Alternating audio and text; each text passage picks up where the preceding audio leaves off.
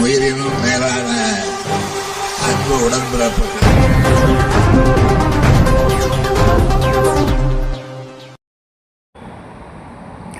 ஆனைமலையாறு நல்லாறு திட்டத்தை செயல்படுத்த இரு மாநில முதல்வர்கள் பேசி நல்ல முடிவெடுக்க உள்ளதாக பொள்ளாச்சியில் அமைச்சர் சாமிநாதன் தெரிவித்தார். கோவை, திருப்பூர் மாவட்டங்களில் நீர் ஆதாரமாக விளங்கும் பரம்பிக்குளம் ஆழியார் பாசன திட்டம் செயல்படுத்த அக்டோபர் 7ஆம் தேதி பரம்பிக்குளம் ஆழியார் பாசன திட்ட நாளாக கொண்டாட தமிழக அரசு அறிவித்தது. அதன்படி அக்டோபர் 7இல் பரம்பிக்குளம் ஆழியார் பாசன திட்டம் தினத்தை தமிழக அரசு சார்பில் கடைபிடித்தது. அதன்படி பொள்ளாச்சி நீர்வளத்துறை செயல் பொறியாளர் அலுவலகத்தில் பரம்பிக்குளம் ஆழியார் பாசன திட்டம் கொண்டுவர காரணகர்த்தாவாக இருந்தார் முன்னாள் முதலமைச்சர்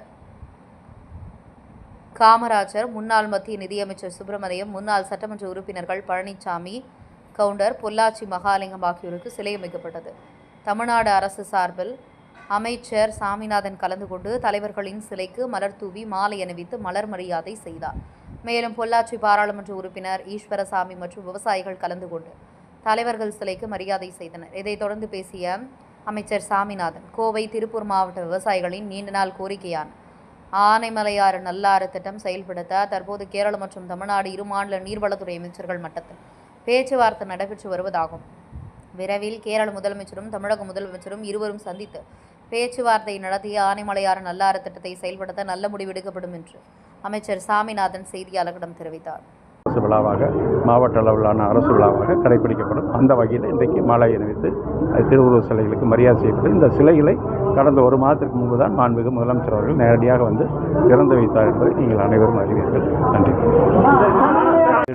அதிகாரி அளவில் பேசப்பட்டிருக்கிறது. மாண்புமிகு முதலமைச்சர் அவர்கள் அன்றைக்கு தந்தை பெரியாருடைய அரங்கம், நூலகம் அங்கே திறந்து வைக்கின்ற பொழுது, கேரளாவுக்கு சென்றிருந்த பொழுது அந்த மாண்புமிகு முதலமைச்சர் அவர்களும் அந்த நிகழ்ச்சிக்கு வருகின்றார்கள். அப்பொழுது அது குறித்து அவர்கள் பேசியிருக்கின்றார்கள். தொடர்ந்து இரு அமைச்சர்களும் பேசி முடிவு செய்த பிறகு அதற்கு பிறகு இறுதியாக மாண்புமிகு முதலமைச்சர் மட்டத்தில் பேசுவதாக முடிவு செய்யப்பட்டிருக்கிறது. எனவே அந்த பேச்சுவார்த்தை முன்னேற்றத்தில் உயிரினும் மேலான அன்பு உடன்பிறப்புகள்.